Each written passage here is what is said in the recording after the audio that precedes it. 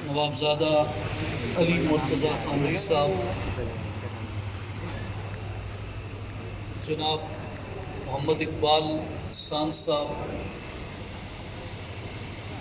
जनाब अब्दुल अजीज़ अरब साहब,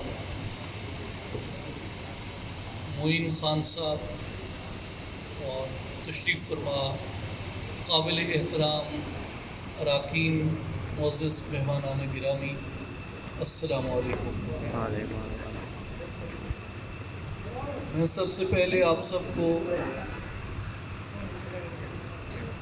अपने दिली जज्बात अर्ज़ करना चाहता हूँ कि मेरे लिए ये बहुत एज़ाज़ की बात है कि मैं आप सब अज़ीम लोगों के दरमियान मौजूद हूँ और शुक्रिया अदा करता हूँ जूनागढ़ स्टेट मुस्लिम फ़ेडरेशन का कि आपने मुझे इस एज़ाज़ से नवाजा। और हिज़ हाइनेस नवाब मोहम्मद जहांगीर खान जी साहब, इत्तफ़ाक़ पहली बार हुआ है, वो जब भी इस्लामाबाद तशरीफ़ लाते हैं तो हम हमेशा उनकी खिदमत में वहाँ पे हाज़िर होते हैं, और ये पहली बार है कि वो इस्लामाबाद तशरीफ़ ले गए हैं और बंदा नाचीज़ यहाँ कराची में आया है। और वो भी यहाँ तशरीफ़ फरमा होते तो महफ़िल में यकीनन और भी ज़्यादा रौनक भी होती और बरकत भी होती। मैं आपसे 2-3 बातें अर्ज़ करूँगा, आपका ज़्यादा वक्त नहीं लूँगा। पहली बात ये कि मेरे लिए इस ओहदे पे और इस मनसब पे आना दुनियावी तौर पे तो यकीनन इज़्ज़त भी है, लेकिन जो मेरे लिए सेटिस्फेक्शन है वो रूहानी तौर पे है कि जूनागढ़ रियासत मुसलमानों की हिंदुस्तान के अंदर अज़मत का और इनके जलाल का एक बहुत बड़ा अक्स है। वहाँ सबसे पहले हम सब के बुज़ुर्ग आए, उनकी कब्रें हैं वहाँ पे, हमारे बुज़ुर्गों की वहाँ पे बड़ी मोहब्बत थी जूनागढ़ स्टेट से, उसकी कई तारीख़ी वजूहात भी होंगी। और उसके बाद हमें ये शर्फ़ हासिल है कि हमने एक तवील अरसे से इस्लामाबाद में इक़्तिदार के ईवानों पे दस्तक दी कि जूनागढ़ भी एक मसला है जिसकी ऑनरशिप लेना हुकूमत पाकिस्तान की और रियासत पाकिस्तान की ज़िम्मेदारी है। लेकिन इसमें जो सबसे अहम किरदार मेरे सामने रहा वो मैं बिला मुबालगा ये बात करता हूँ, वो नवाब मोहम्मद जहांगीर खान जी साहब का रहा कि जब इनके साथ कोई सपोर्ट नहीं थी,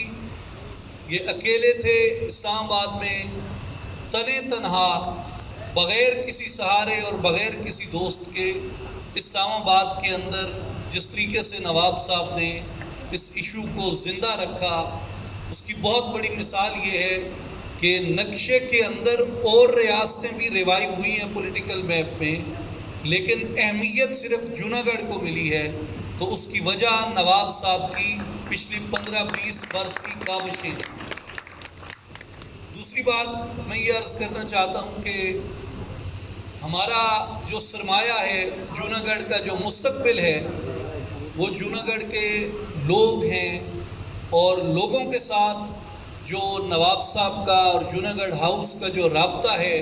उसका एक तो सबसे बड़ा ज़रिया नवाब साहब की अपनी शख्सियत है और उनके ख़ानदान की और उनके ख़ानवादे की खिदमात हैं जो उन्होंने जूनागढ़ में दी। और उसका दूसरा जो राब्ता है मेरे ख़्याल में जो बड़ा अहम है, वो जूनागढ़ स्टेट मुस्लिम फ़ेडरेशन है,